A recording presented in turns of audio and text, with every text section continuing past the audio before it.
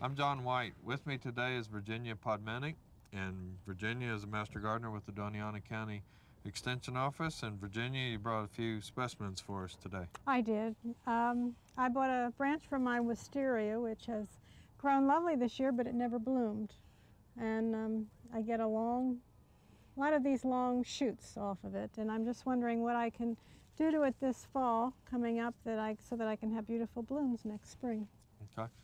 The Wisteria not blooming is kind of a common problem, and plants that are fairly newly planted in the last 2 or 3 years, a lot of times they're still putting root growth out and they're staying fairly vegetative and not really into a reproductive stage.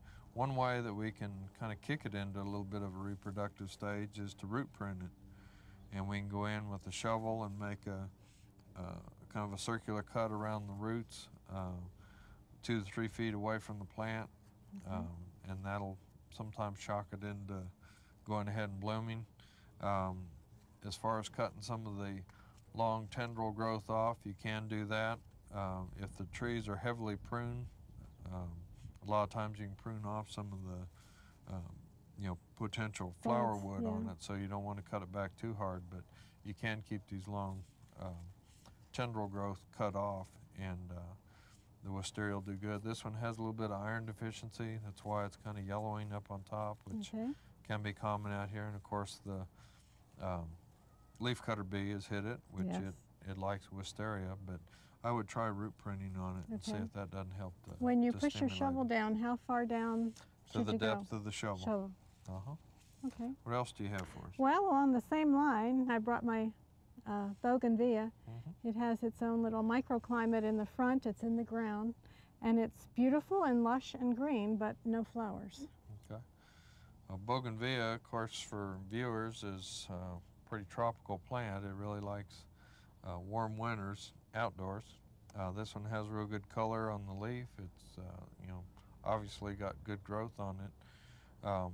You said you just moved it outside? It's been outside for 2 years. Okay.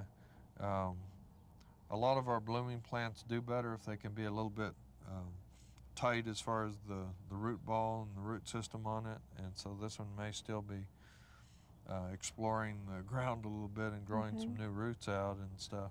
It is in full sun. Yes. So I would, again, probably like the wisteria, try a little bit of root pruning on it to try and, again, kind of force the roots to act like they're stressed a little bit, and see if that doesn't help to push it out. Nitrogen fertilizers, of course, will stimulate growth, so we want to avoid those, but I would probably try again root pruning on that a little bit to see if you can't stimulate some flowering. Okay. What else do we have? 2 plants, same problem. The Dianthus and the Artemisia.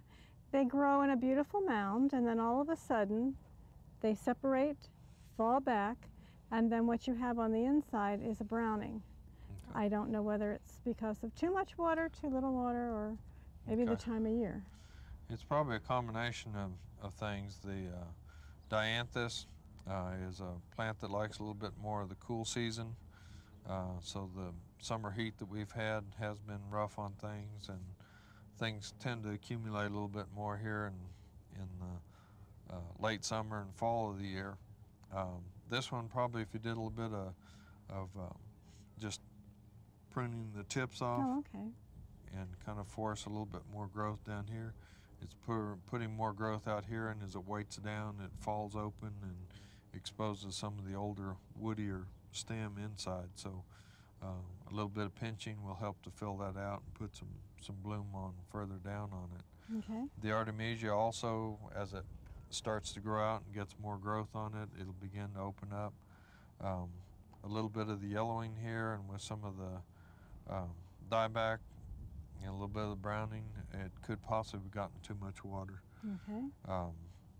But again, as these grow out, they're going to get weighted down. If there's a little bit of moisture it gets on, they open up and kind of fall open. So again, a little bit of just some little pinching and tipping on it helps to keep them a lot thicker and keep them more dense and mound-like. Otherwise they do open up. So I just work with cultural there. What else you Well, have I here? pulled out a strawberry. The strawberry bed, it's lush and green, and I'm trying to figure out when it's the time to start working it for next year. Okay. Strawberries are a plant that not everybody has real good luck with, and there's a lot of varieties of strawberries out there.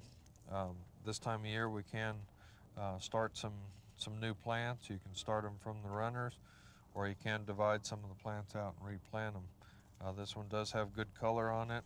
Again, you don't want to plant a strawberry any deeper than what it came out of the ground at. So we want to plant this right at that depth.